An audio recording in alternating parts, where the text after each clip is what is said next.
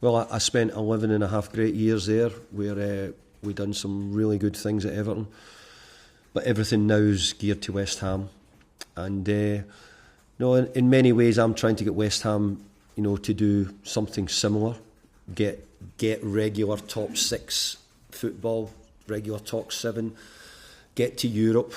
And I think there is a similarity in the clubs in many ways. So I don't see any reason why we shouldn't be doing that here at West Ham. But the one thing it's hard for a manager to ask for is time. But I think to get it, for me to do what I've done with Everton, I needed a little bit of time at the start to put my design down, get a chance to bring players in and give them a chance to get ready to where we're going to go. And I hope I get that opportunity to do the same in the coming years at West Ham. I think he's had a very good start. I think his league performances have started well. He's an incredibly experienced manager. I think it might only be Josie who might have more sort of medals, or maybe Sir Alex, if put it that way. But I think he's up there with some of the most sort of decorated managers there is. And obviously, it's a tough one because he's very experienced.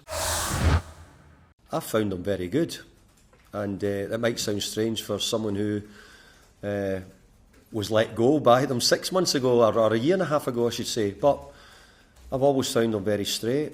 They talk correctly. I know the difference what I've had a chance to work at other clubs with different types of owners, a lot of overseas owners, and sometimes you always wish for something better, but the grass isn't always greener. And I've got to say that I think both David Sullivan and David Gold, since I've been here, and I've always been willing to help. They're always trying to see if there's anything I need. So I would only say good things about them. Well, I'm Scottish and I'm a centre-half as well who's headed a lot of balls over my career. So I would be well versed in having thoughts on it. I do think it's correct, but I actually think that there's something I've got about. I would like to see the manufacturers of the balls, like Nike or Adidas, whatever we play with, have training balls which are balls for heading.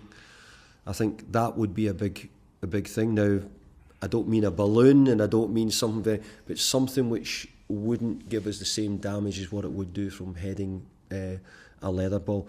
And in truth, if you look at how many balls you head in a game, some players might go through a game heading none. There'll be some players who'll go through it heading maybe 15, 20 balls in a game.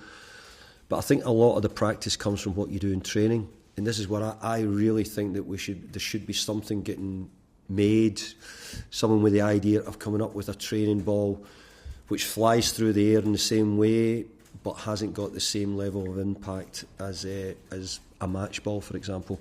And I think it's a good idea.